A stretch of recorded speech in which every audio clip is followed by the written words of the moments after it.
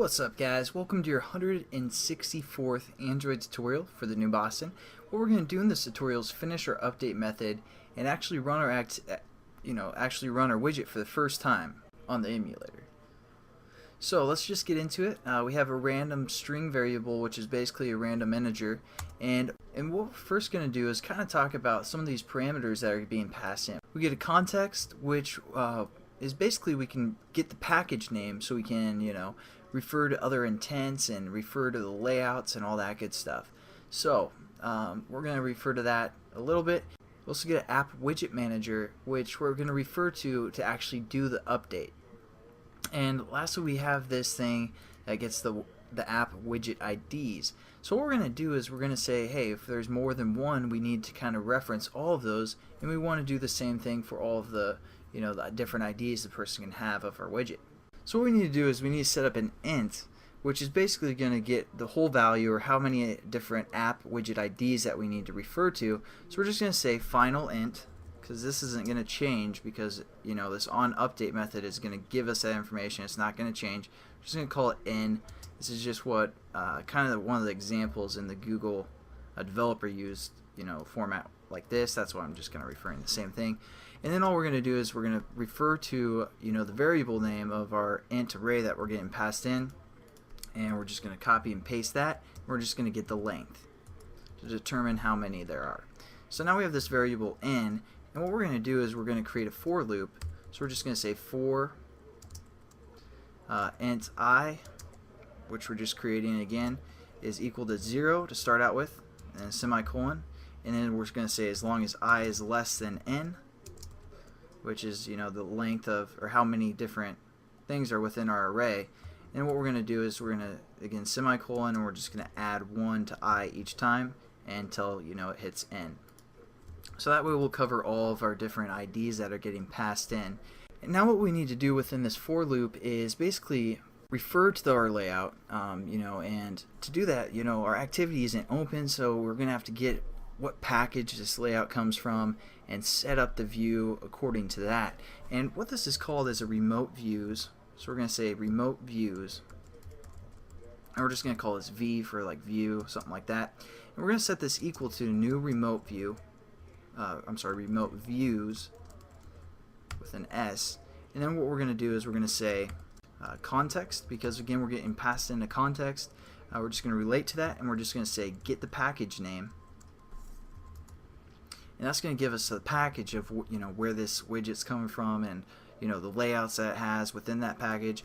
And all we're going to do is hit a comma and then give it the second parameter, which is the layout we want to mess around with. So we're going to say r.layout.widget, and again that's what we set up within our XML file for our initial layout, was that widget layout. So again, we just want to refer to that same layout, and now we can mess around with the stuff within there. So all we're going to do is, for example, set our text view, our third text view. So we're going to say our view, we're going to refer to that, and we're going to say set text view.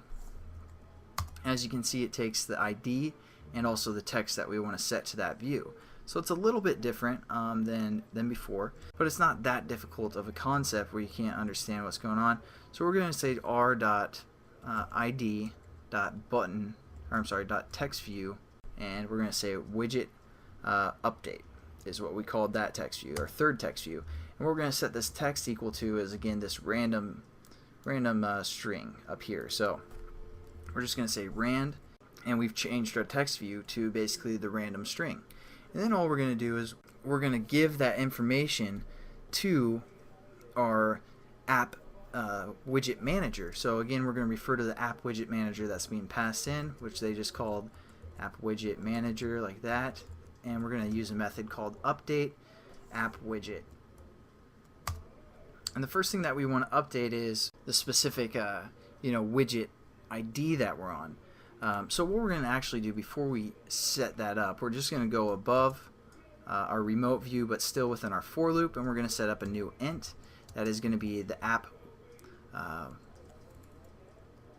widget ID, something like that. And we're going to set this equal to be our app widget IDs, and we're going to set this equal to be I. So that way, you know, every time we cycle through, this I is going to be a different number, and that's what we're going to set the ID to, so we can return it to that same, you know, app widget ID. So now we have that variable. That's what we're going to set our first parameter to, is AWID, app widget ID, and the view. Again, we set up this view, or this remote views, and that's what we're going to refer to for our view. And so it's just going to update our widget according again to which ID was being passed in originally, and which view we want to affect and how we want to affect that view. And since we're setting the contact, or the setting the text view, that's what's going to happen. So let's quickly run our application, make sure it works. And the thing to note is that we don't really have anything within our list. It already knows it's a widget because that's how we defined it in the manifest. And then we can just go to our home screen, click and hold, go to widgets, and we're going to scroll down to the new Boston.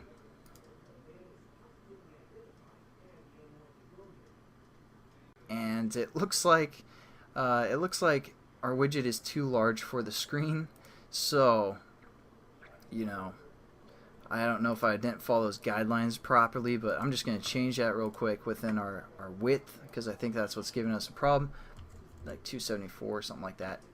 And let's test that out again. So I guess I didn't read those guidelines, you know, enough, I should say. So again, you guys might want to check out that website, because obviously I didn't. So let's go back and we're going to add our widget. The new Boston again.